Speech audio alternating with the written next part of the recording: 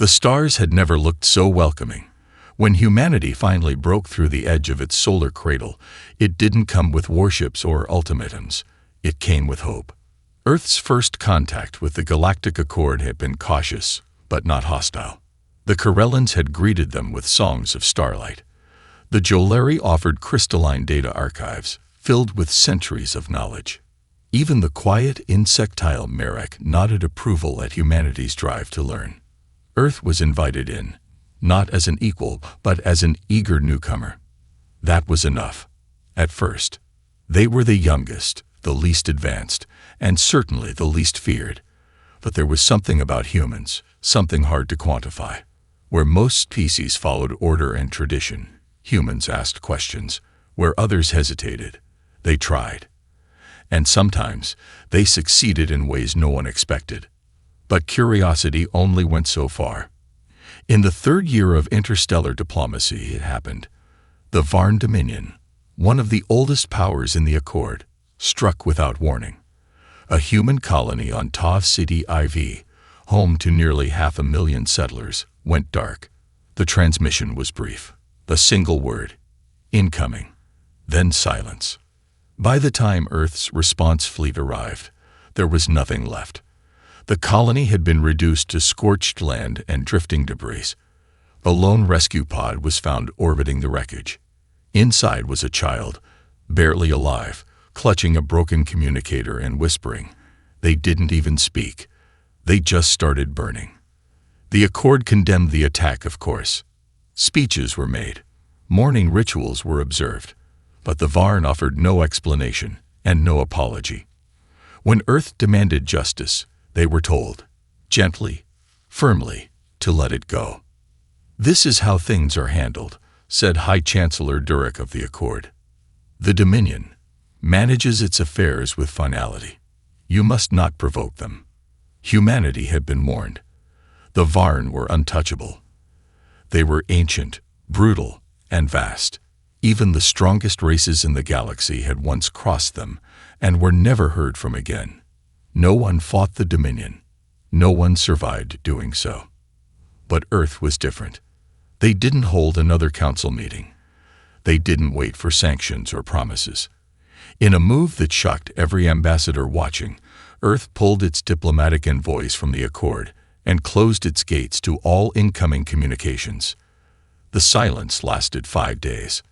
On the 6th, a fleet of retrofitted cargo ships, armed with rail cannons and jury-rigged shielding, left Earth's orbit. Their destination: Varn-controlled space. The galaxy watched with quiet pity. What could one young species possibly do against such overwhelming power? They didn't understand what had just been lit. It wasn't a declaration of war. It was a spark.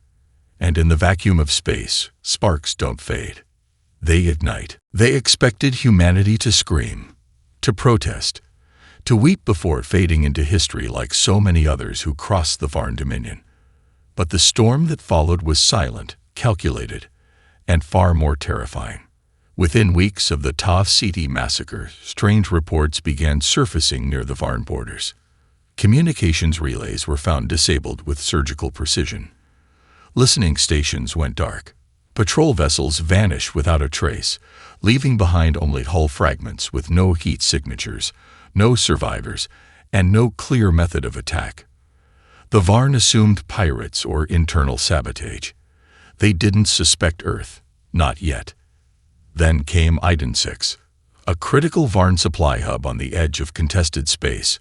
Iden 6 was known for its orbital defenses, rotating patrols, and reputation for being impenetrable.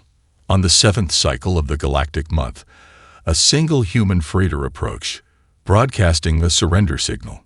The Varn commander ordered it ignored, but allowed it to drift into range, curiosity outweighing caution. The ship exploded before it was scanned, unleashing an electromagnetic blast that crippled the station's systems. In the confusion, human strike teams emerged from cloaked pods hidden in nearby asteroids. They boarded with practiced speed, disabling key systems and uploading something far worse than a virus. It was a message. One sentence, looping on every screen, translated into perfect Varnic. You lit the match. We bring the fire. By the time the Dominion sent reinforcements, the station was gone, atomized from within. The human fleet had vanished again, leaving behind only that phrase, echoing in data logs. Now, the galaxy began to whisper. They were not used to seeing the Varn bleed.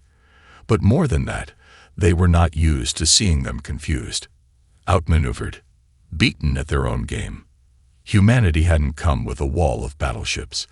They came like a storm, unpredictable, fast, and impossible to grasp. Old empires trained for wars of attrition, for massive choreographed engagements. Humans, they fought like they had nothing to lose. By the time the Dominion realized this wasn't a protest, it was too late. They responded with overwhelming force. Dozens of cruisers were dispatched to suspected human hideouts. Colonies and moons believed to harbor Earth sympathizers were threatened or destroyed. The Varn broadcasted threats across open channels, promising total annihilation. But every time they acted, humanity hit back harder. A mining outpost converted into a railgun platform destroyed a Varn warship in a single shot. A cargo hauler revealed itself to be a mobile command center, launching drones so small they evaded every sensor. In the span of a month, the Varn lost more ships than they had in the last 2 centuries. They tried to understand, tried to predict. But how do you predict something that doesn't follow your rules? From the shadows of their own arrogance, the Dominion began to see what the galaxy hadn't dared imagine. The humans weren't fighting to win. They were fighting like they'd already died. They called them reckless, irrational, dangerous. But behind every erratic maneuver, every desperate push, there was a method, a logic only understood by those who had grown up knowing what it meant to be outmatched and survive anyway. On the scorched plains of Zephyr 9, a dozen human engineers stood waist-deep in alien wreckage, working through the night. They had no formal schematics, only fragments of Dominion tech and human intuition. One by one, they rewired energy conduits, reshaped Varn shielding into reflective armor, and rewrote control protocols on devices no one had ever studied before. By dawn, they had a functioning anti-ship cannon built from the remains of 2 escape pods, half a Varn patrol drone, and a broken agricultural engine. It fired once. That was all it needed. A Varn dropship exploded in orbit, never knowing what hit it. This wasn't luck. It was instinct honed into strategy. Where other species leaned on ancient doctrine, humans leaned on imagination. They took what was broken and made it dangerous. They built weapons out of spare parts, armor out of scrap, and traps that defied every rule of interstellar combat. Their minds burned with constant improvisation.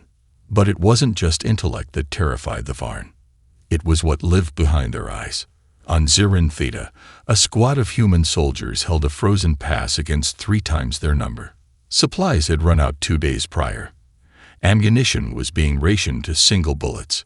One soldier, a medic named Kira Rowe, used her last painkiller to keep a wounded comrade conscious, then set her broken arm herself with nothing but a metal rod and a leather strap. They didn't retreat. They didn't surrender. They laid mines carved from fuel cells and melted snow. They camouflaged themselves in enemy armor. They set their own bones, sharpened their own blades, and told each other stories to stay awake through nights colder than space. When the relief fleet finally arrived, they found the humans alive, and the pass filled with frozen Varn bodies. From orbit, the site was renamed Stonehold. The Dominion never tried to take it again. The Varn began to see a pattern. Human units that should have broken under pressure didn't. Trapped crews sabotaged entire fleets before they were captured. Pilots disabled their own engines to lure Varn ships into debris fields. Officers gave impossible orders, and the soldiers obeyed. Not out of blind loyalty. Out of something deeper. These weren't conquerors, they were survivors. And survivors are the most dangerous enemy of all. By now, the galaxy wasn't whispering, it was watching. Not just in fear, but fascination. What kind of species chooses to keep fighting, even when the odds are gone? What kind of species laughs at death, then finds a way to win anyway? The answer spread from system to system like fire. Humans. The Varn High Command believed they still held the upper hand. For all of humanity's cleverness, they were few, scattered, fragile. It was only a matter of time before the sheer weight of Dominion firepower crushed them into memory. They chose Krillin Prime to make their point. A twin-sunned world, Krillon was a strategic powerhouse, rich in fuel deposits, surrounded by jump gate routes, and guarded by one of the largest Varn fleets in existence. 37 capital ships orbited the planet, along with hundreds of fighters, drones, and defense platforms. A fleet that had never lost a battle. An empire's pride. They broadcasted their challenge across all channels. "We welcome your final stand." Humanity answered. Not with speeches, not with fleets of equal size. They sent 12 ships. Old freighters retrofitted with scavenged armor. A science vessel modified into a carrier. A corvette so patched with spare parts it barely held together. They approached silently, without fanfare, as if they didn't know they were outnumbered. But they knew exactly what they were doing. The assault began without warning. Human ships veered apart, scattering like a broken formation. An act that looked like panic. The Varn laughed. They stopped laughing when their targeting systems failed, when their communications scrambled into static, when the Krillin defense grid went offline just as the human corvette launched its payload. The payload wasn't a weapon. It was a swarm. Thousands of microdrones, barely the size of a fingernail, hidden inside the hulls of every fleeing ship. They latched onto Varn vessels, bypassing armor, crawling through vents and sensor ports, disabling internal systems from within. Not one shot fired. Not one drone detected. The first Varn destroyer went dark in under a minute, then a second. Then 6 more. Panic spread through the Varn fleet. Orders were shouted. Engines flared. But the humans were already inside their systems, feeding them false coordinates, rerouting commands, and crashing navigation. The human fleet closed in again, tight and calm. They fired once. Targeted, precision strikes, on reactor cores, engine couplings, weapon mounts. The Varn ships, already half-blind and fighting ghosts, could barely respond. One by one, giants fell from the sky, tumbling into the twin suns or slamming into Krillin's upper atmosphere. When it was over, 11 human ships remained, scarred but alive. Not a single Varn vessel stood. The loss was a wound the Dominion could not hide. News of Krillin Prime spread faster than light. It wasn't just that a human fleet had survived. It was that they had planned this. Outnumbered 3-1, they hadn't hoped to win. They knew they would. The myth of Varn invincibility shattered that day. And with it, the balance of power across the galaxy tilted. One admiral said it best in the aftermath. They weren't here to fight giants. They came to topple them. Krillon shattered the illusion of Dominion's superiority. But victory came at a price. The Varn Dominion, humiliated and wounded, responded with fury. Not strategy. Not patience. Fury. Their fleet did not strike the front lines. They went for Earth. It was not a tactical move. It was vengeance. The Dominion launched a scorched path assault through human-aligned systems, ignoring defense outposts and colonies. They carved a direct line to the Sol system, destroying anything in their way. Civilians, transports, stations. The galaxy watched as the unthinkable unfolded. Humanity's homeworld was under siege. Earth's defenses were formidable, but not ready for a direct assault by an enraged empire. The orbital skies turned red. The first wave broke through Mars' outer line. Planetary shields trained under constant bombardment. The Luna base collapsed in under 10 hours. Human defense stations fired every last round in desperation. They took ships with them, but it wasn't enough. Fragments of destroyed satellites rained down on the surface. Cities like New Berlin, Santiago, and Lagos were consumed in fire. Tsunamis from orbital impacts swallowed coasts. Billions cried out. Billions were silenced. And still, Earth did not surrender. Military command shifted underground. Emergency bunkers went dark, not from defeat, but to preserve command lines. Refugees were guided into ancient subway tunnels turned fallout shelters. Across the world, people carried the wounded through smoke-filled streets, dug survivors from rubble, and passed messages by hand when comms went down. Then, something unexpected happened. The human fleet, battered from Krillin, returned before the Varn expected. Not to defend, but to bleed the invaders. Instead of attacking head-on, they struck at the supply line the Varn thought safe. Hit and fade tactics destroyed fuel convoys. Captured Dominion vessels were turned against their own. A single rogue AI, called Echo, hijacked a Varn dreadnought and drove it into another mid-orbit. Above Earth, Varn command began to falter. Below, Earth's surface forces launched counterstrikes from the ruins. Civilians armed with salvaged rifles fought side by side with soldiers. A nurse in Paris brought down a Varn walker using a mining charge. A mechanic in Tokyo converted rail tracks into an electromagnetic trap that derailed an entire assault convoy. The Dominion hadn't expected resistance like this. Not here. Not on a world they thought already burning. After 72 brutal hours, the surviving Varn ships retreated. The skies cleared. But Earth was changed. Cities lay in ruins. The oceans had swallowed continents. Dust choked the sun. Humanity stood in the ashes, not defeated, but transformed. The world mourned, but it did not crumble. Children who survived the siege swore oaths to remember. Soldiers buried their dead, then returned to the stars. Refugees from shattered cities rebuilt together. Flags from every nation flew side by side over the rubble of what once was. The Varn had wanted to break humanity's spirit. Instead, they forged something far more dangerous. A united Earth. The galaxy had seen fire and ruin, but what came next shook it to its core. Not a fleet, not a weapon, but a voice. 3 days after the siege of Earth, all major Accord channels received a signal. It wasn't encrypted. It wasn't hidden. It simply played, in perfect translation, across every world, station, and relay that would listen. It was the voice of Commander Elias Rourke, Earth's acting High Marshal and survivor of the orbital command strike.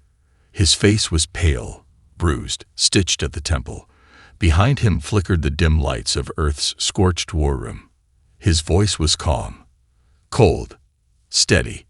We offered peace. We sent envoys. We built bridges across the stars. You destroyed them. You took our people. You burned our homes. You thought fear would make us kneel. You were wrong. We are not like you. We do not forget. He paused, not for drama, but because the weight of his words seemed to pulse like gravity. To those watching, wondering if we will stop, no, we will not. To the Varn Dominion, your war is no longer about vengeance. It is now about consequences. We will find your worlds. We will take them from you, one by one, if we must. You have awoken something ancient in us, something we buried long ago, hoping never to need again. But now we remember who we are. We are humanity, and we are coming. He ended the broadcast with coordinates, unmistakably deep inside Dominion territory, a challenge, a promise. The galaxy trembled. This wasn't the terrified plea of a wounded species.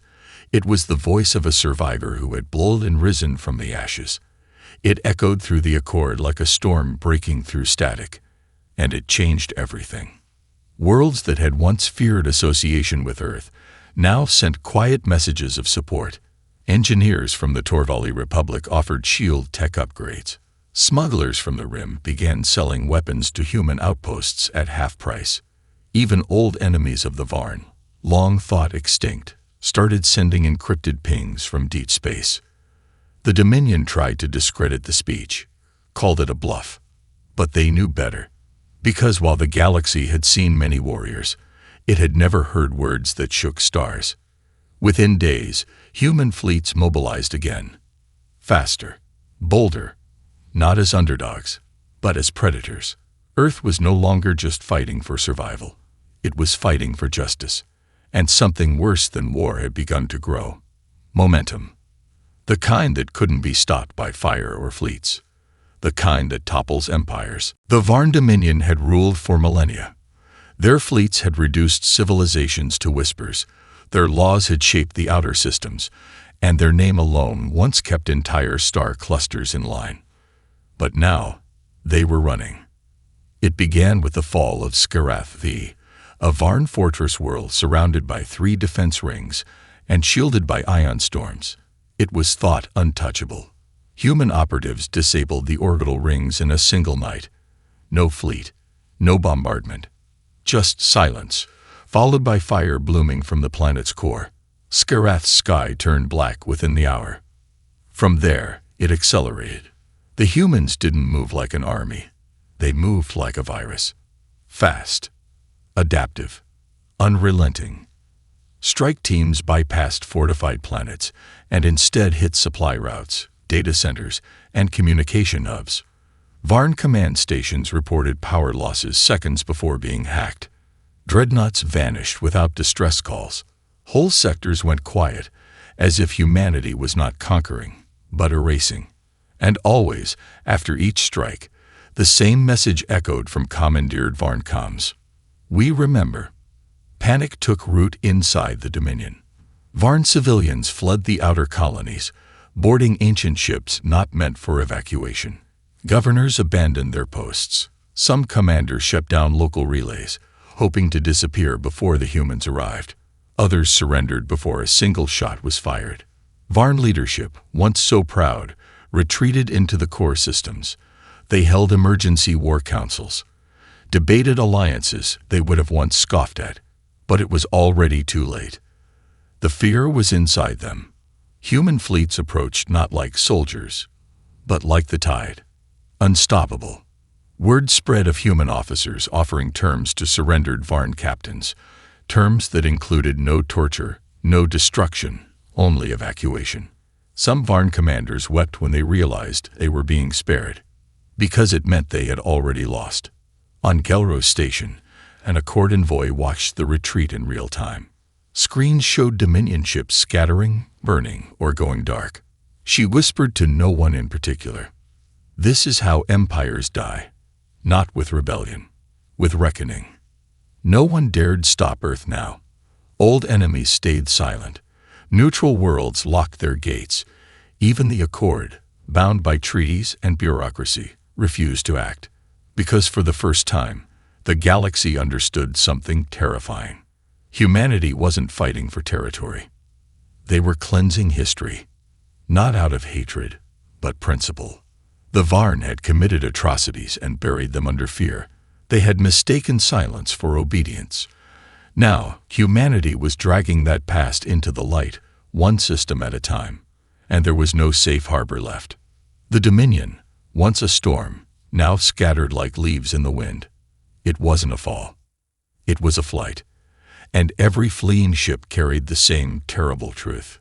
The humans weren't chasing power. They were chasing justice. The war was no longer counted in battles, but in silences. In how many Varn worlds surrendered without resistance. In how many leaders resigned before the first human ships arrived. In how many systems changed their flags not out of conquest, but out of choice.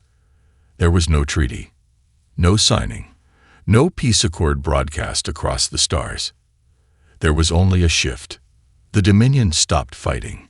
Their fleets, once the largest in known space, now drifted in hidden voids, abandoned or cannibalized for fuel. Their capital world, Varnikar, stood quiet, its towers dark, its plazas empty, as if it too had surrendered. The humans did not raise their banners in conquest.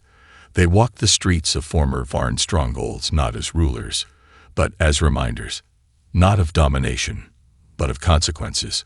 Where the Varn once ruled by fear, humanity left something else behind. Memorials. On Ta City, A crystal spire now reached into the sky, etched with the names of the first fallen. On Earth, the ruined cities bore scars deliberately left untouched, a testament to resilience. On Krillin Prime, once the heart of Varn pride, a garden bloomed, planted by the descendants of soldiers and civilians alike. Because humanity had not come to erase history, they had come to ensure it would never repeat. Across the galaxy, species whispered when they spoke of humans, not with the contempt they once held, nor the pity of earlier years, but with respect. And for some, fear, because no one forgot what had happened. How a species that was once overlooked had risen with fire in its lungs and steel in its soul. How it had shattered a millennia-old empire, not with numbers, but with will, with cunning, with unity, with memory. The galaxy adapted. Trade routes reopened. New pacts were formed. And in every agreement, every council meeting, every treaty negotiation, there was always one unspoken question. What will the humans think? They had no empire, no throne, no galactic crown. They had something stronger, a name, one that now meant something different on every world.